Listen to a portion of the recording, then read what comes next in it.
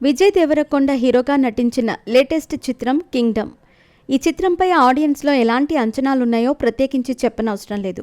విజయ్ దేవరకొండ గత చిత్రాలు వరుసగా డిజాస్టర్ ఫ్లాప్స్ అయినప్పటికీ ఈ చిత్రంపై ఇంతటి క్రేజ్ రావటానికి ప్రధాన కారణం డైరెక్టర్ గౌతమ్ తిన్ననూరి. గతంలో నానితో జెర్సీ లాంటి అద్భుతమైన చిత్రాన్ని తెరకెక్కించాడు. ఈ సినిమాలో నాని నుండి నేషనల్ అవార్డు విన్నింగ్ రేంజ్ పర్ఫార్మెన్స్ని రాబట్టుకున్నాడు.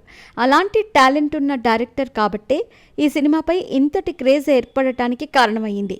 దానికి తోడు డైరెక్టర్ ఎంచుకున్న backdrop, Vijay Deverakonda getup ఈ చిత్రంపై మరిన్ని అంచనాలు పెంచడానికి కారణమయ్యాయి. ఇవన్నీ ఒకెత్తైతే ఎప్పుడైతే టీజర్ వచ్చిందో అప్పటి నుంచి ఈ సినిమా మీదున్న అంచనాలు 10 ఎక్కువ పెరిగాయి.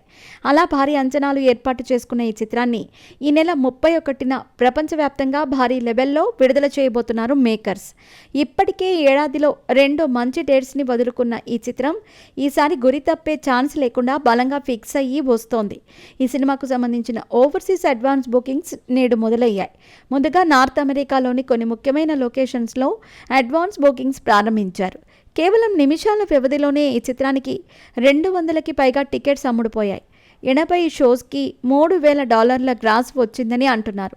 ఇది అదిరిపోయే రేంజ్ ఆరంభమని, ఇదే రేంజ్ ట్రెండ్ని కొనసాగిస్తూ ముందుకు పోతే రాబోయే రోజుల్లో ఖచ్చితంగా ఈ చిత్రం మీడియం రేంజ్ హీరోల సినిమాల్లో ఆల్ టైమ్ రికార్డుని నెలకొల్పుతుందని అంటున్నారు ట్రేడ్ పండితులు. ఈ సినిమా ఆల్ టైమ్ రికార్డ్ని మీడియం రేంజ్ కేటగిరీలో అందుకోవాలంటే న్యాచురల్ స్టార్ నాని నటించిన హిట్ 3 ప్రీమియర్స్ రికార్డుని ఎట్టి పరిస్థితుల్లోనూ దాటాల్సి ఉంటుంది. మరి ఆ రేంజ్కి వెళుతుందో లేదో తెలియాలంటే థియేట్రికల్ ట్రైలర్ వచ్చే వరకు ఆగాల్సిందే.